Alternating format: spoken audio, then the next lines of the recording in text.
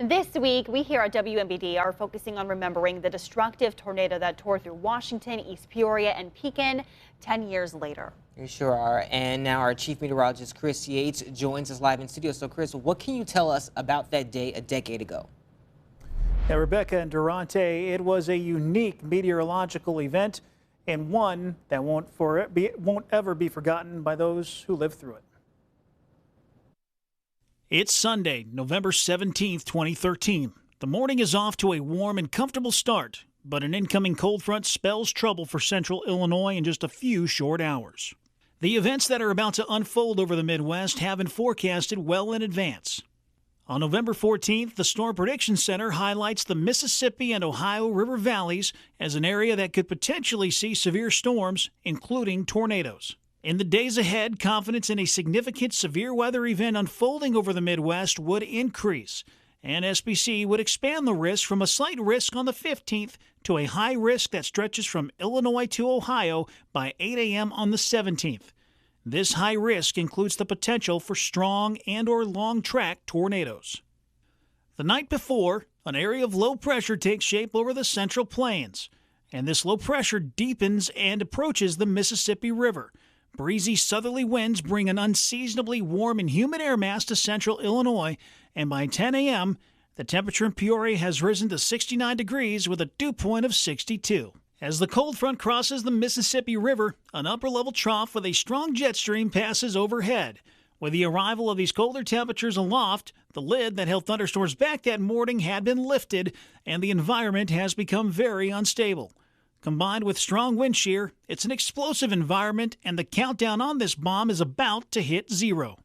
A rare PDS tornado watch, a particularly dangerous situation, is issued for much of Illinois at 8:40 a.m., and storms begin to develop west of the Illinois River between 9 and 10 a.m. By 10:45, a cell begins to organize along the Illinois River, and the first tornado of the day touches down west of Pekin at 10:52. The tornado would lift just 2 minutes later, but when a tornado is moving at 55 miles per hour, it can cover a lot of ground in a very short amount of time. With a maximum width of 100 yards, the tornado carved a 2.5-mile path through northwestern parts of Pekin before lifting just south of Edgewater Drive at 10:54. The National Weather Service would rate this tornado an EF2 with maximum estimated winds of 120 miles per hour. While the first tornado lifted, the storm was far from done. At 10:59, a second tornado drops just outside of East Peoria and would go on to become the strongest tornado of the day. The tornado would churn through northern Tazewell County, gradually intensifying as it reaches Washington.